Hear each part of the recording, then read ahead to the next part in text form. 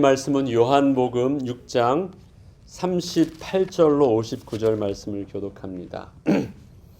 요한복음 6장 38절로 59절 말씀입니다.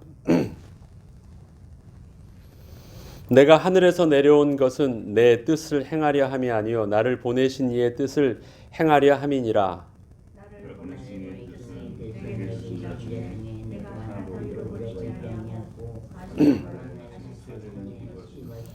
내 아버지의 뜻은 아들을 보고 믿는 자마다 영생을 얻는 이것이니 마지막 날에 내가 이를 다시 살리리라 하시니라.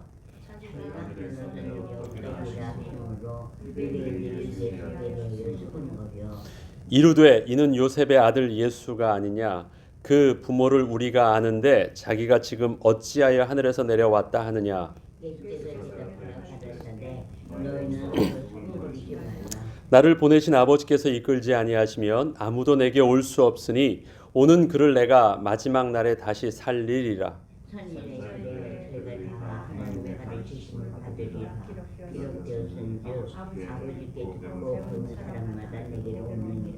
이는 아버지를 본 자가 있다는 것이 아니니라. 오직 하나님에게서 온 자만 아버지를 보았느니라.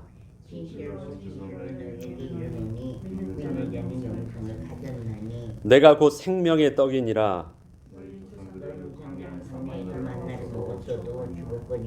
이는 하늘에서 내려오는 떡이니 사람으로 하여금 먹고 죽지 아니하게 하는 것이니라.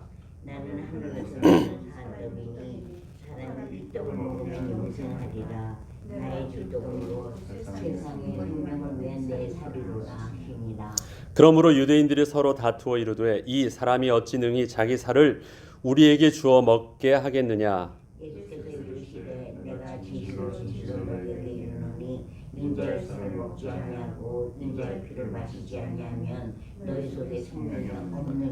내 살을 먹고 내 피를 마시는 자는 영생을 가졌고 마지막 날에 내가 그를 다시 살리리니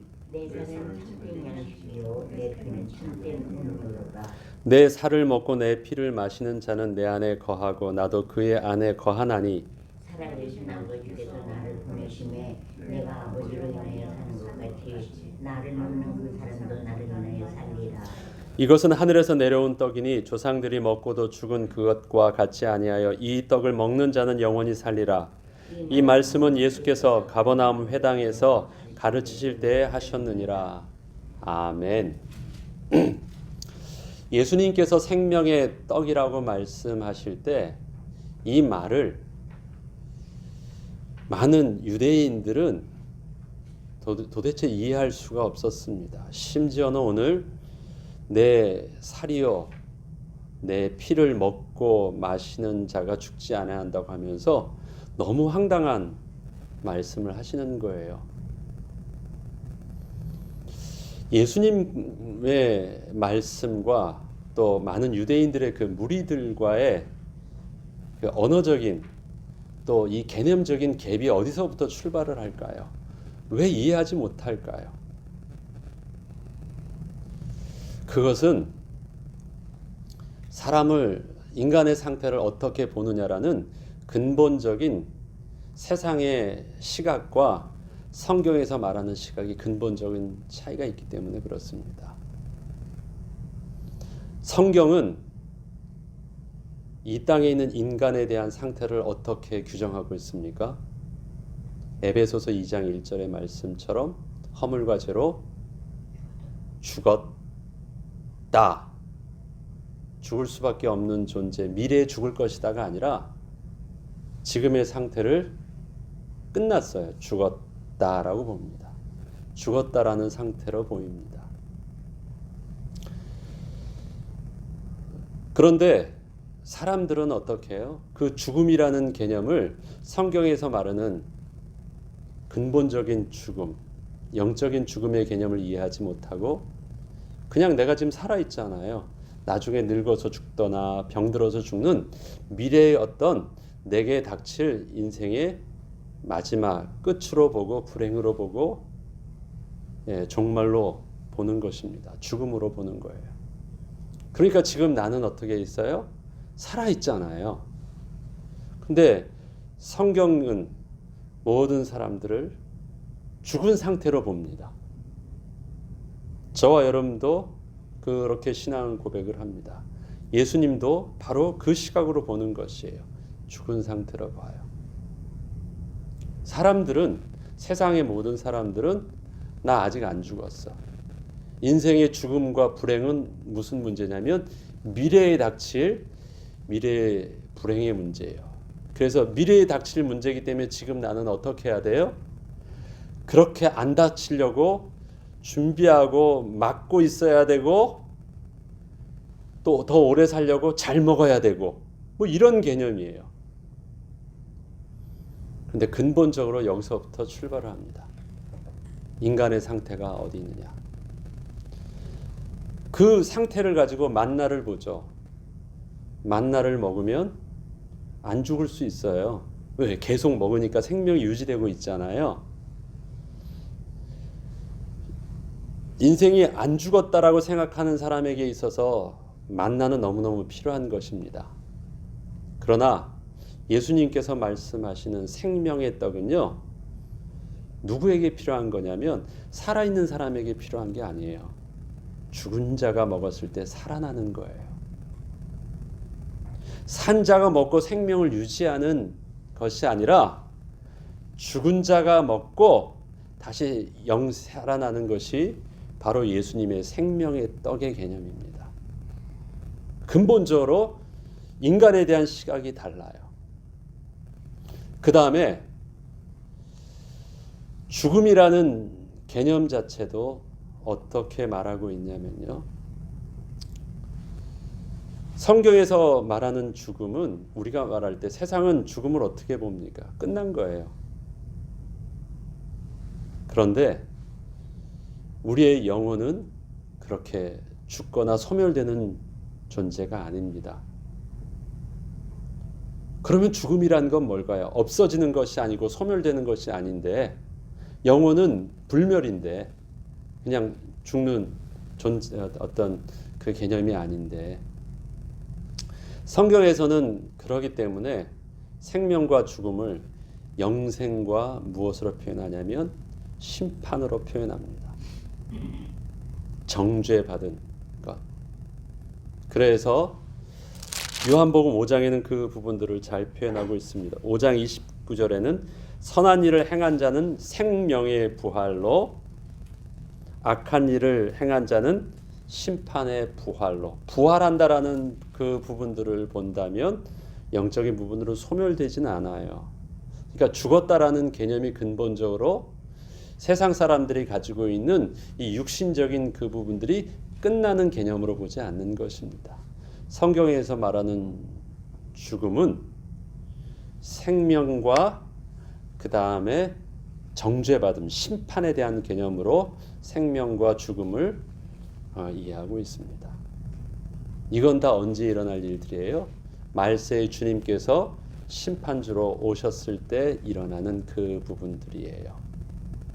자, 이 개념을 이해하고 나면 왜 유대인들과 예수님과의 대화 속에서 그런 어떤 의식적인 이해할 수 없는 그 언어적인 그 갭이 있는지를 또 알 수 있습니다.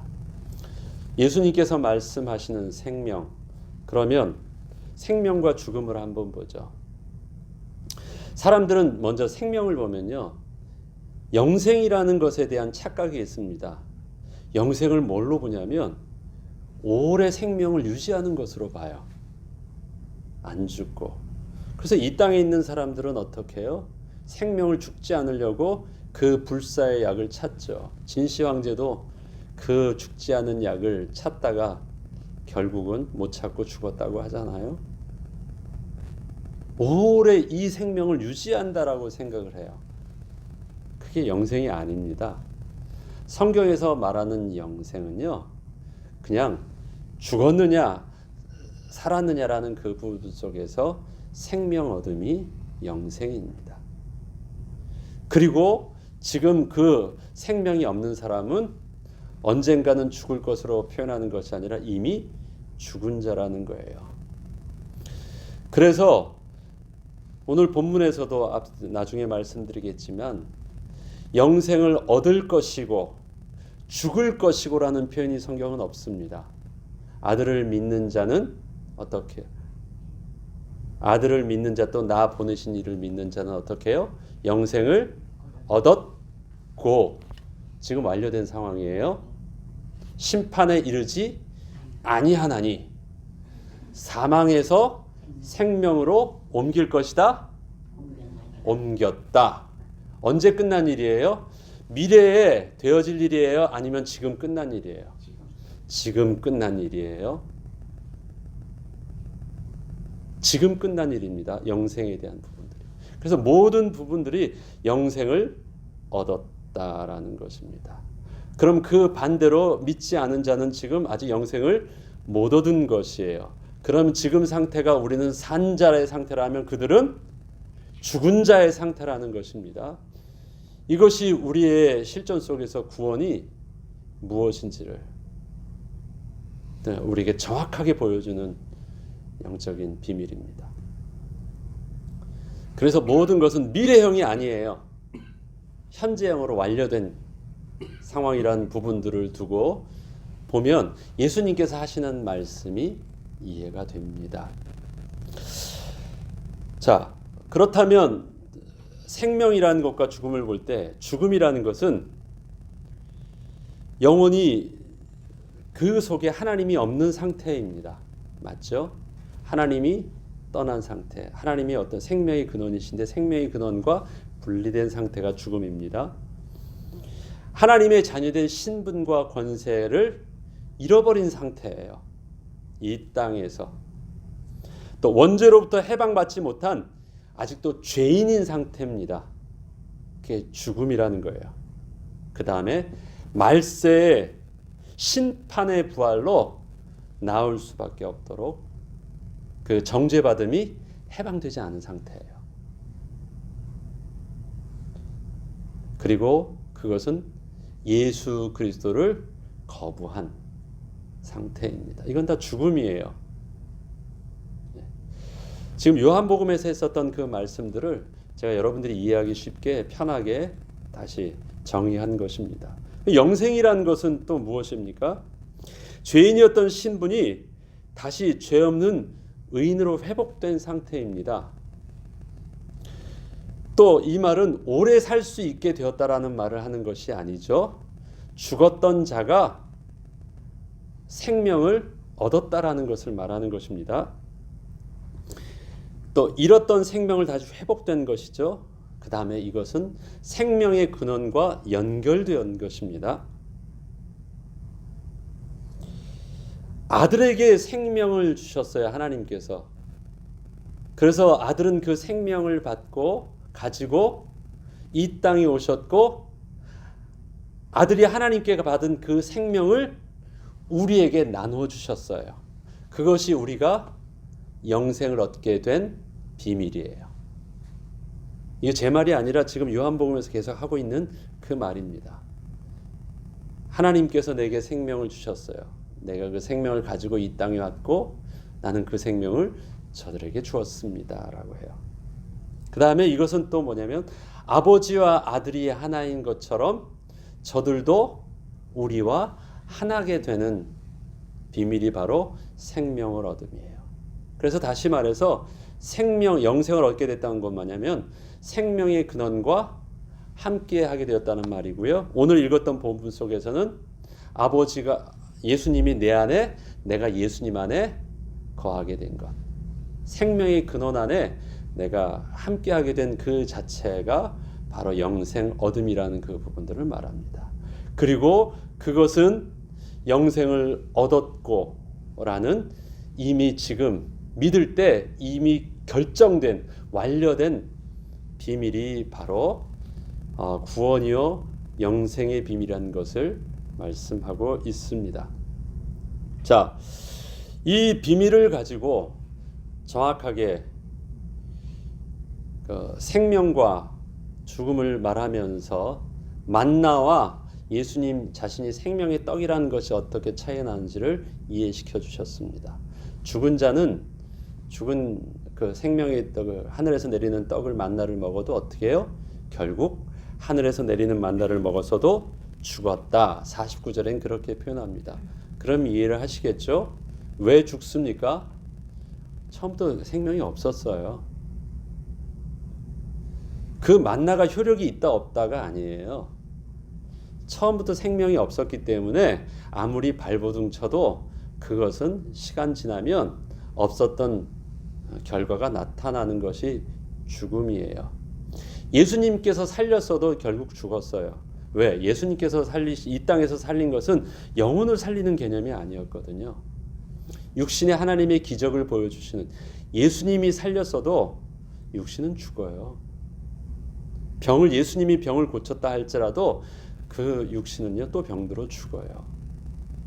생명의 문제는 그 문제가 아닙니다. 그러면서 예수님께서 내가 생명의 떡이다라고 말을 할 때는 예수님 자체가 생명을 주었으니까 그 생명을 나누음을 받는 게 전달함을 받는다는 개념이에요. 그런데 여기서 그만큼만도 사실은 이해하기 힘든 개념인데 이게 상징적인 어떤 비유적인 추상적인 개념으로서 예수님이 생명의 떡이다라는 개념만 말씀하신 게 아니라요. 이것을 한 단계 더 나가서 오늘은 더 당황스러운 말을 한 번 더 해야죠.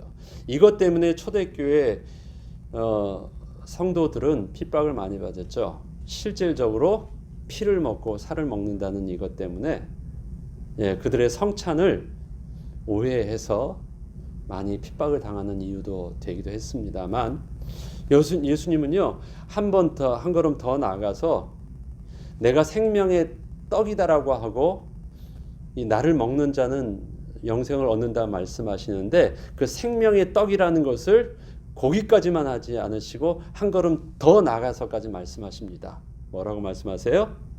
생명의 떡이란 말은 곧 내 살이다, 내 피다라고 말씀을 하세요.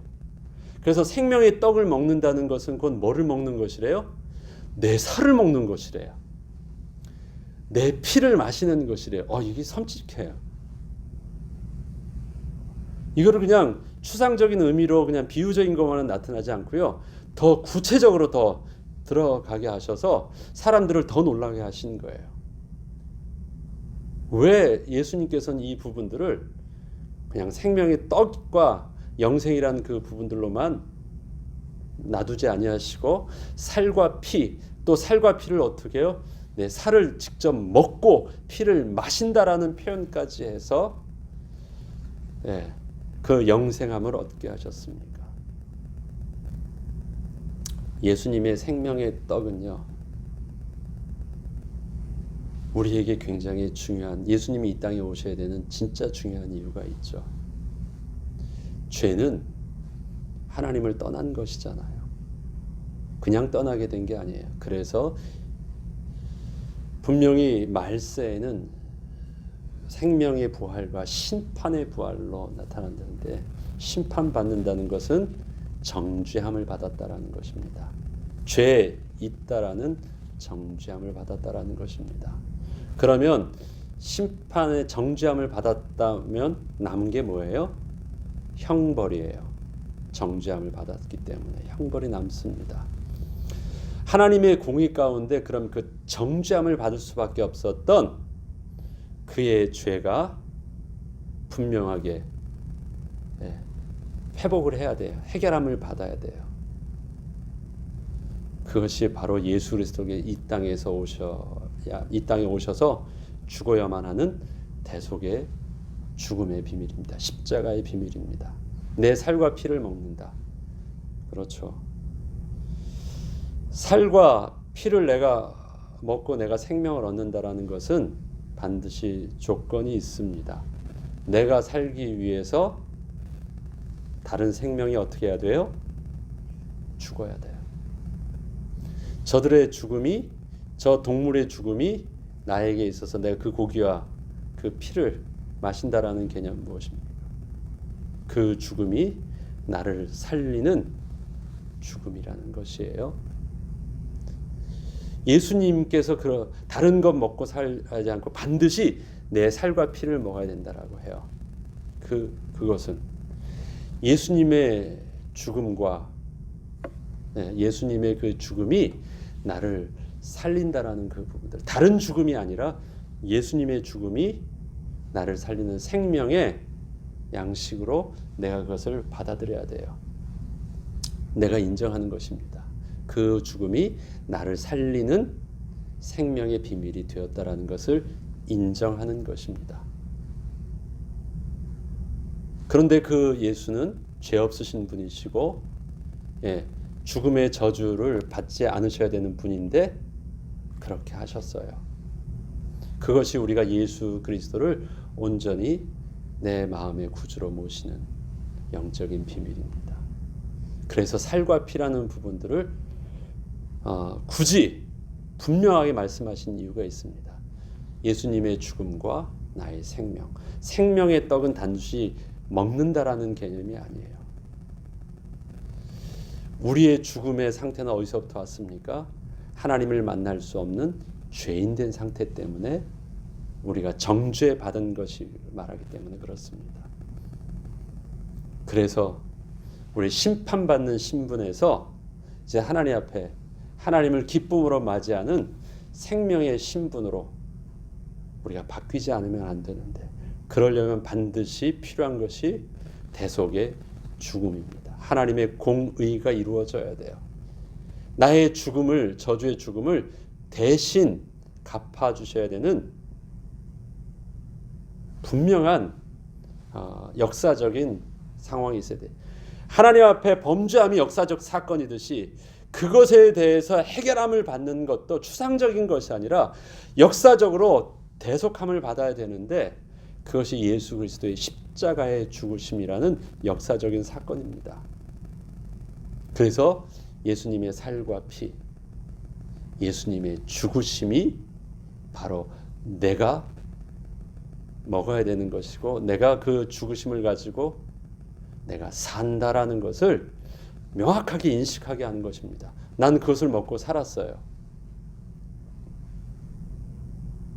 나는 그 예수님의 죽으심 때문에 나는 살았어요. 그것을 인정하는 것입니다. 우리가 성찬을 하지요. 성찬식이 바로 그것입니다. 예수님의 죽으심을 나는 인정하십니다. 그래서 그 죽으심이 나를 살리신 것을 나는 정직하게 인정합니다. 예수 죽음이 옛사람 나의 죽음이 되었고 예수 부활이 나의 부활이 됩니다. 이것을 주님께서는 주님이 부르시는 그날까지 나를 기념하라고 하면서 우리의 신분의 정체성을 늘 기억하도록, 잊지 않도록 해주셨습니다. 자, 그렇게 해서 이 살과 피에 대한 부분들을 통해서 생명이 다시 회복되는 그 비밀들을 말씀하신 것과 더불어 오늘 제가 38절부터 읽었었던 본문 속에서 계속해서 예수님께서 말씀하시는 반복적인 단어가 있습니다. 그게 뭐냐면 영생을 얻었다라는 표현을 하면서요, 말세에 다시 살리라는 말로 하십니다. 말세에 다시 살리라. 말세에 다시 살리라. 영생을 얻었다라는 것, 영생을 얻을 것이라 표현하지 아니하시고 영생을 얻었다라는 그 표현을요, 말세에 다시 살리라는 말씀을 하십니다. 요한복음 5장 25절부터는요 이렇게 말씀하십니다. 진실로 진실로 너에게 이르노니 죽은 자들이 하나님의 아들의 음성을 들을 때가 오나니 곧 이때라. 듣는 자는 살아나리라. 언제 살아나는 것입니까? 지금 예수 그리스도의 복음을 들었을 그때, 예수 그리스도를 믿는 그때 그는 생명을 얻었어요. 그때입니다. 그런데 아버지께서 그 다음에 보면 자기 속에 생명이 있음 같이 아들에게도 생명을 주어 그 속에 있게 하셨죠. 그래서 그 생명이 하나님의 음성으로 전달되어질 때는 듣는 자가 살아납니다. 말세에 살아날 것이 옛날에 사는 것이 아니에요. 지금 살아나는데 말세는 어떤 것입니까? 27절입니다. 인자됨으로 말미암아 심판하는 권한을 주셨어요. 말세 그를 살리리라 말씀하실 때요, 예수님께서 말세에 살리시는 그 모습은 무엇이냐면 그때 심판주로 오신다는 것입니다. 심판주로 오셔서 무덤 속에 있는 자가 그의 음성을 들을 때가 오나니 선한 일을 행한 자는 어떤 것? 생명의 부활로, 악한 일을 행한 자는 심판의 부활로 나으리라. 하나님께서 선악의 열매를 먹지 말라고 할 때 그 선악은 무엇이었습니까? 하나님의 말씀을 순종하는 것이 선이고요, 하나님 말씀을 불순종하는 것은 악입니다. 하나님의 말씀을 음성을 듣고 예수 그리스도를 믿는 것이 선이고요, 그렇지 않은 부분들은 악입니다. 그 두 부분이 나는데 하나는 생명입니다. 생명이 부활로 나타나는 것은 우리가 어떤 모습으로 나타나는 것일까요? 둘 다 똑같이 부활했어요. 그런데 하나는 생명이 부활이고 하나는 심판의 부활이라고 말을 하고 있습니다. 생명은 어떤 것이냐면 바로 우리가 하나님과 함께 하나님 앞에 서는 것입니다. 기쁨으로 하나님의 잔치에 참여하는 것이 생명의 부활입니다. 하나님과 연합해 있는 상태. 그는 나로 더불어 먹고 그는 나로 더불어 마시리라. 함께 거하는 하나 되는 상태가 생명의 부활로 나타나는 것입니다. 그러나 심판의 부활은 무엇입니까? 하나님의 앞에 연합하지 못하고 어떻게 해요? 그는 저기 하나님이 세운 지옥에서 슬피 울며 이를 갈미 있는 그런 고통으로 나아가는 것입니다. 그런데 이 일들을 예수님께서는 말세에 다시 너희를 살리리라. 이것을 요한복음 6장에서는요. 39, 40, 44, 26, 28, 47절 굉장히 많은 부분들을요. 반복스럽게 말씀하고 있습니다. 한번 39절부터 제가 읽어볼게요. 나를 보내신 이의 뜻을 행하려 왔다. 그것은 뭐예요? 마지막 날에 다시 살리는 것이니라. 마지막 날에 다시 살린다라는 그 말은 마지막 날에 어떻게 한다고요? 하나님 곁에 그를 불러들이는 것. 하나님 앞에 천국 혼인잔치의 주인공으로 참여케 하는 것. 40절도 아들을 보고 믿는 자마다 영생을 얻는 이것이니 마지막 내가 이를 다시 살리리라. 심판을 하는데 어떻게 한다고요? 생명의 부활로 말씀하신 것입니다. 이것이 아버지의 뜻이었대요. 하나님의 뜻이었대요. 이것을 나는 지금 언제 그 일을 하십니까? 주님이 지금 이 땅에 오셨을 때 그 일을 다 해놓고요. 그렇게 해서 산 자를 나중에 말세 때 부르신대요. 그럼 잠자는 자들이 어떻게 해요? 깨어서 나아가요. 깨는 자들은 이미 산 자들이에요. 그때 살아나는 게 아닙니다. 산 자들이 예약되었던 대로요. 우리가 가는 것이에요. 예약된 대로. 이미 결정된 것을요. 시간이 돼서 그때 가는 것입니다. 우리의 성도의 죽음이 그런 거예요. 그래서 죽음이 두렵지 않아요. 우리는 지금 뭘 보니까 말세 하나님께서 부르시면 가야 될 것. 이미 예약된 것이거든요. 자, 44절은 또 나를 보내신 아버지께서 이끌지 아니하시면 아무도 내게 올 수 없으니 오는 그를 내가 마지막 날에 다시 살리리라. 그래요. 우리가 예수 그리스도와의 만남은 어떻게 해서 이루어졌습니까? 하나님의 강권적인 주권 가운데 주님이 뭘 하신 거예요? 중매 서신 거예요. 하나님이 중매 서신 거래요. 그렇지 않으면 만날 수 없었대요. 그렇지 않으면 생명을 얻을 수 없었대요. 그것이 너희가 그 은혜로 인하여 믿음으로 말미암아 구원을 얻은 하나님의 선물입니다. 이 땅에 어떤 하나님이 우리를 중매케 하셨어요? 성령 하나님이. 이해되시죠? 또 5장 6장 47절은 진실로 진실로 너에게 이르노니 믿는 자는 영생을 가졌느니라. 가질 것이다예요. 가졌느니라. 53절 인자의 살을 먹지 않고 인자의 피를 마시지 아니하면 너희 속에 생명이 없느니라. 베드로가 예수님이 발을 씻겨주실 때 하지 마십시오라고 했었죠.